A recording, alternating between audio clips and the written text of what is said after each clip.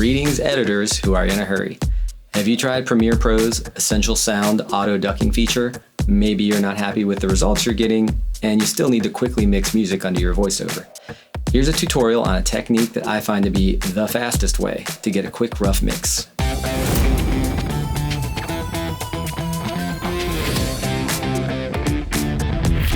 I'm Nick Sanders, and thanks for clicking on Video Deconstructed. Please subscribe and help me become part of your weekly YouTubing.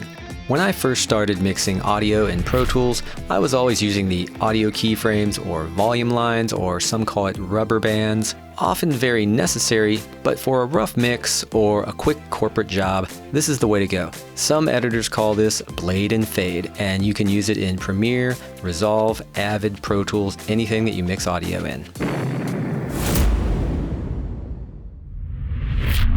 It will help you visually to see what is happening if your audio track heights are tall enough that you can see the audio keyframe volume line. This thing right here. If you don't see that, you can make your track heights taller by holding the Shift key and rolling your scroll wheel on your mouse, or you can just click and drag right here.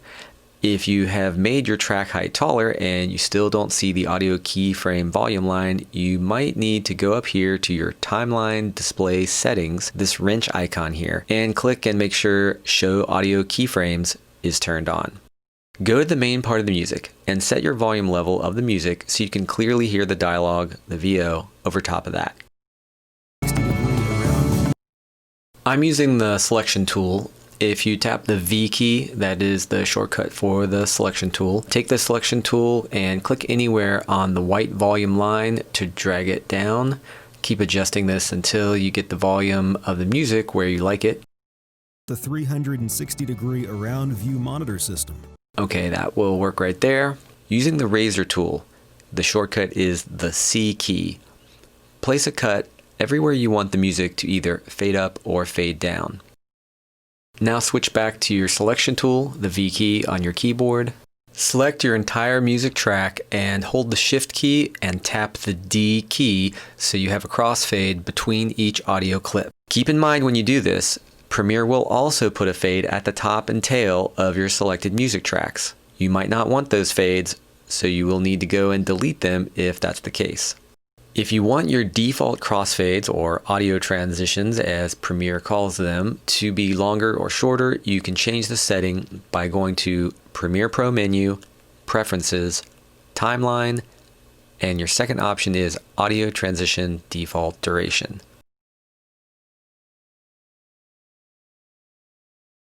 Now go to the first audio clip that is between your first piece of VO and your second and select it.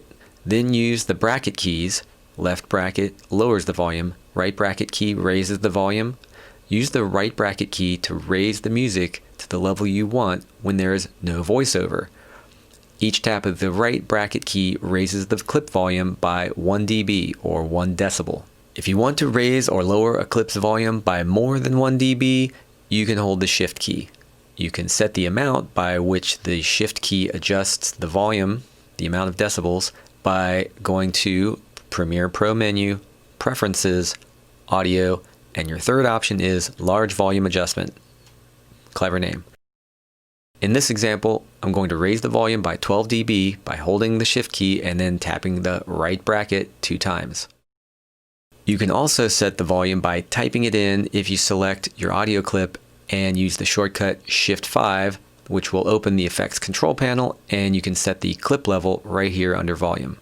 After you have set the volume of your audio clip that has no dialogue above it, play through that section and see if you like the way it sounds. Makes a Titan. Is it the revolutionary diesel? Makes a Titan. Is it the revolutionary diesel? Don't worry so much about the crossfades right now. We're going to come back to that. If you don't like the level, select the clip again with the selection tool, that's the V key, which is the shortcut, and tap the left or right bracket to lower or raise the clip a little until you get it to where you like it. Now, make sure that clip is still selected and Command Copy for the Mac or Control Copy for the PC. That will copy the level settings of that clip. Then make sure you are zoomed out enough so you can see all of your music track. You can tap the minus key to zoom out your timeline, or you can click and drag on this zoom slider at the bottom of your timeline. Once you can see all of the music track, hold the shift key and select each audio clip that falls between your VO clips. You don't need to select the clip that you copied from. Now you can paste the attributes of the audio clip that you just copied by using the shortcut Option-Command-V for the Mac or Control-Alt-V for the PC. That will bring up the Paste Attributes panel where you can put a check on the volume attribute if it's not there already. Uncheck anything else. Checking the channel volume will not do anything because in this example, all of the audio clips are on the same channel. Now you should have seen the audio keyframe volume lines of all of the clips that you had selected jump up a little higher. You can play back your edit and adjust as you see fit. You might want to get the rolling edit tool, in key is the shortcut, and use that tool to move your edit points a little earlier or later.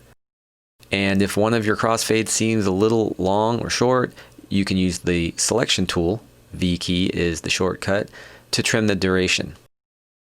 You can also use the selection tool to just click and drag the crossfade earlier or later, just like with the rolling edit tool. But when you use the selection tool, you are limited as to how far you can drag the crossfade. You can see here where I'm dragging the crossfade. Once it runs into the edit point, I can't go any further.